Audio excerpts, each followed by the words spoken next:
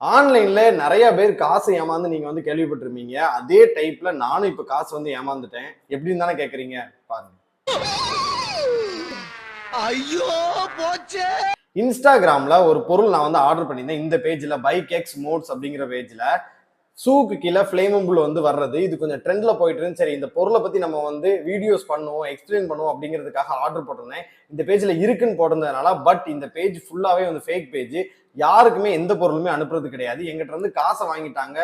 COD available இல்லன்னு சொல்லிட்டு காச வாங்கிட்டு இதுவரைக்கும் பொருள் அனுப்பவே இல்ல. இந்த மாதிரி நெறைய பேத்துக்கு வந்து பண்ணியிருக்காங்க. யாருக்குமே பொருள் அனுப்பல. இவங்களுக்கு போட்டிருக்க போஸ்ட் எல்லாமே வேற ஒரு பேஜ்ல இருந்து காப்பி பண்ணி போட்டது தான். ஸோ உங்களோட பைக்கர் ஃப்ரெண்ட்ஸ் ஹெல்மெட் வாங்குறது இல்லைன்னா இந்த மாதிரி பைக்கர்ஸ் பொருள் வாங்குறதுன்னு சொல்லிட்டு இந்த பேஜ்ல போயிட்டு ₹1 கூட வந்து கொடுத்துறாதீங்க, ஆர்டர் பண்ணிடாதீங்க. இதுவும் வந்து நீங்க ஆர்டர் பண்ணா கண்டிப்பா வராது, கேஷ் மட்டும் தான் வந்து போகும். ஸோ நீங்க அவேர்னஸ் ஆயிருங்க. உங்க ஃப்ரெண்டுக்கும் இந்த வீடியோ அனுப்பி இந்த பேஜ்ல ஆர்டர் பண்ணாதான்னு சொல்லிருங்க. தேங்க்யூ.